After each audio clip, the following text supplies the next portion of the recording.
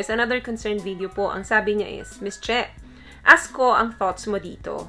Will a woman who cheats again? Well, gawin natin tong video na to hindi lang para sa babae, kundi para din sa mga lalaking paulit-ulit na nag-cheat. Kapag ang isang tao po ay meron ng long history of infidelity or panloloko doon sa partner nila across multiple relationship, well, of course, possible po talaga na paulit-ulit niya pa rin na gawin ang cheating na ito. Paulit-ulit ang behavior niya na ganito. Kesa doon sa mga taong isang beses lang nagawa ito at mahabang panahon na ang nakalipas. Mas less po yung chance na ulitin niya ito. Hindi ko sinasabing hindi niya po ito uulitin, pero less po yung chance na maulit niya uli. Especially po kung marami na pong changes ang napatunayan niya sa'yo. Compare doon sa may long history of infidelity, multiple partner. Kaya very important na kapag nakikipagrelasyon po tayo, dapat alam talaga natin yung history ng mga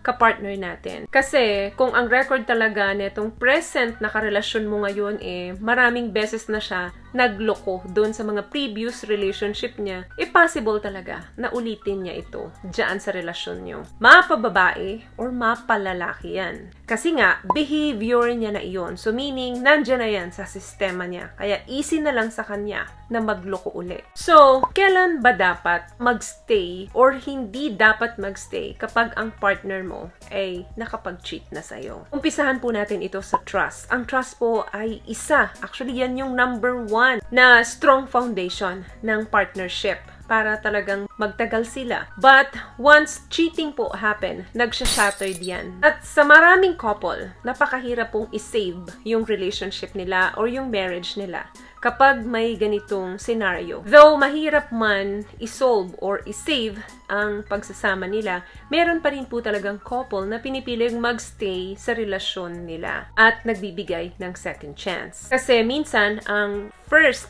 hindi na maulit, meaning the affair is nagbibigay ng opportunity ng magandang result para mas mapabuti lalo nila yung relasyon nila. Lalo na kung magagamit ninyo ito sa tama. At 101% yung willingness ninyo pareho na ayusin at mas patatagin yung relasyon ninyo. Yan yung mga dahilan kung bakit may nagbibigay talaga ng second chance sa relasyon. Kapag yung cheating spouse ay genuine and deeply sorry doon sa panloloko na ginawa niya at gagawin niya ang lahat, mapatawad mo lang siya.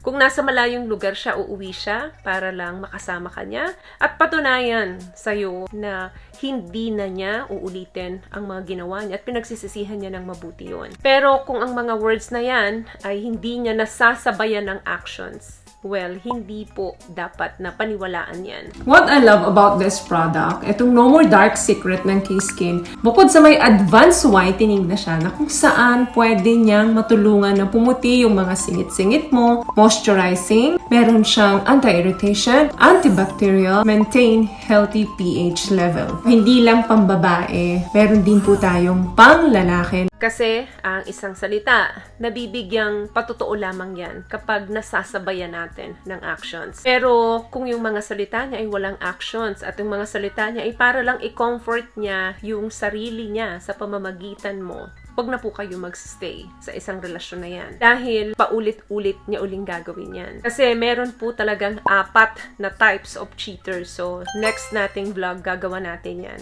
Madaling magpatawad, pero ang pinakamahirap gawin ay yung kalimutan yung ginawa nila. At hindi ibig sabihin na patawad mo na, magsistay ka pa doon sa relasyon. Lalo na kung ang mga salitang ipinapangako niya sa'yo ay hindi niya nasasabayan ng actions. So, yun lamang guys ang video natin for today. I hope nakatulong po ang mga napag-usapan natin dito ngayon. At kung nagustuhan niyo po ang ating video, please give it a thumbs up, comment down below, and share this video na rin po sa mga kaibigan na sa tingin niyo matutulungan ng video natin. Once again, palagi po kayong mag-iingat at palagi po kayong manalangin. Thank you guys for watching and see you in our next one. Always love yourself and be a blessing. Bye!